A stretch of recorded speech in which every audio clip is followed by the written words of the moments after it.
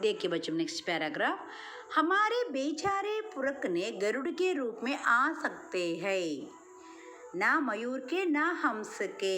देखिए हमारे बेचारे पुरके, पुरके माने పూర్వజ్ మన పూర్వీకులు గరుడ రూపంలో వస్తారు కానీ నా మయూర్కే నా హంసకే.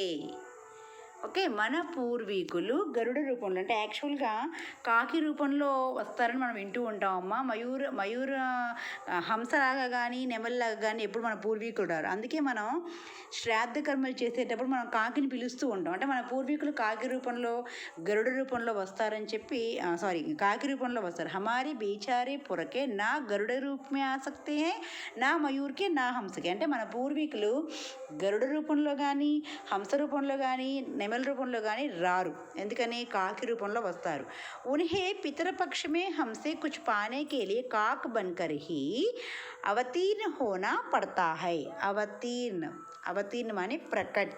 ओके, हमारे पूर्वजों ने कौवे के रूप में आकर हमें कुछ ना कुछ वो समय जब अपने మృత పూర్వజంకో భోజన్ కరాయ జా సక్తా హై. అంటే మన పూర్వీకులకి మనం శ్రాద్ధకర్మలు పెట్టేటప్పుడు కాకి రూపంలోనే మన దగ్గరకు వచ్చి ఏదో చెప్తారు అని అంటారనమాట. क्लियर बच्चों, इतना ही नहीं हमारे दूरस्थ प्रियजनों को भी अपने आने का मधुर संदेश इनके कर्कश स्वर में ही देना पड़ता है. कौवा हमेशा हमारे घर के ऊपर रहकर काव काव करते तो कोई भी रिश्तेदार आने का संकेत हमें मिलता है. इसलिए हम क्या करते हैं, कौवे को हमेशा दूर भागने के लिए हमेशा चिल्लाते रहते हैं, है ना बच्चों. तो हमारे रिश्तेदार आने का संदेश कौवा ही देता है. दूसरी ओर हम कौवा और काव काव करने को अवमानना के अर्थ में ही प्रयुक्त करते हैं. तो हमेशा हमारे घर के ऊपर ही रहकर काव काव करते रहते तो कोई भी होने की ఆశంక హమే అంటే ఏదో అవబోతుంది అన్న ఆశంక మన మనసులో ఉంటుందన్నమాట. तो इस प्रकार कौवे के बारे में महादेवी वर्मा ने. अब देखिए बच्चों, वे कौवे उस गमले के चारों ओर क्यों घूमते हुए चिल्ला रहे थे. तो पहले महादेव वर्मा को यह विषय मालूम होना है. मेरे కాక్ పురాణ కి వివేచన में अचानक బాధ ఆపడి. అంటే ఆమె పురాణాల గురించి ఆలోచిస్తూ ఉంది. కాకులు అరుస్తున్నాయి, కాకులు ఆడుకుంటున్నాయి అంటే ఏదో జరగబోతుందని ఆలోచనలో పడింది. బట్ అనుకోకుండా అసలు అక్కడ ఎందుకు అరుస్తున్నాయి, ఆ ఫ్లవర్ వాజ్ చుట్టూ ఎందుకు అరుస్తున్నాయి అనే డౌట్ ఆమెకు వచ్చింది అనమాట. क्योंकि गमले और दीवार की संधि में छिपे एक छोटे से जीव पर मेरी दृष्टि रुक गई. ఆ కాకులు అక్కడ ఎందుకు అరుస్తున్నాయో ఆమెకు అప్పుడు అనుమానం వచ్చిందనమాట. గమలే फ्लावर वाज और दीवार माने वॉल की संधि में बीच में एक छोटे से जीव पर मेरी दृष्टि रुक गई. गमले और दीवार की संधि में मतलब फ्लावर वाज और वॉल के बीच में एक छोटे जीव छिपी हुई है. निकट जाकर देखा गिलहरी का एक छोटा सा बच्चा है.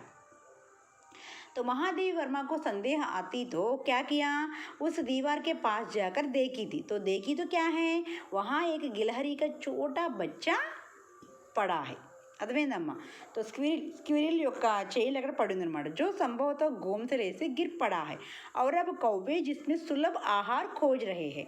तो कौवे सर्वांसाहारी है ना बच्चों, तो सब कुछ खाते हैं, ना वेज भी खाते हैं नॉन वेज भी खाते हैं. इसलिए उसको सुलभ आसानी से आहार मिल गया. इसलिए वे गमले के चारों ओर गिर रहे थे.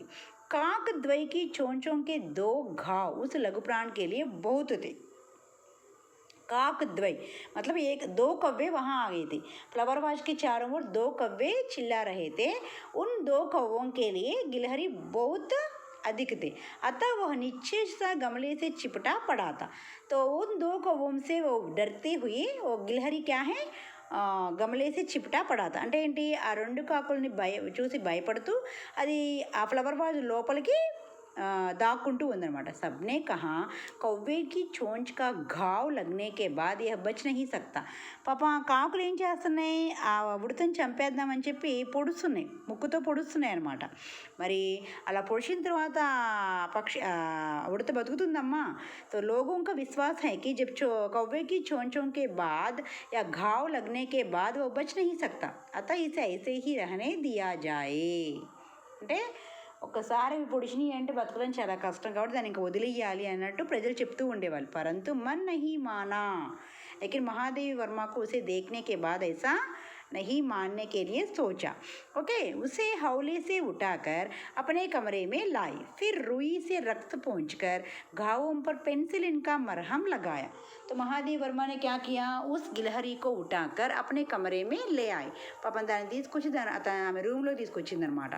కాటన్ తీసుకొని చక్కగా రక్తాన్ని అంతా తుడిచేసేసి పెన్సిలిన్ ఉన్నటువంటి మరహం డ్రాప్ హోల్స్ ఉన్నటువంటి ఉంటుంది చూసారమ్మా, మలాం పట్టి అంటారు, దాన్ని వేసిందనమాట. रुई की पतली बत्ती दूध से भिगोकर जैसे जैसे उनके नन्हे नन्हे मुंह में लगाई. ओके, रुई की पतली बत्ती दूध से भिगोकर, ఓకే, కాటన్ని చిన్న చిన్న దారాలుగా చేసి దాంతో మిల్క్ని పట్టి దాని ముఖంలోకి అంటే దాని నోట్లోకి అందిద్దామని ప్రయత్నించబడ. పర్ ముహ్ కుల్నే సకా और दूध की बूंदें दोनों ओर ढुलक गई.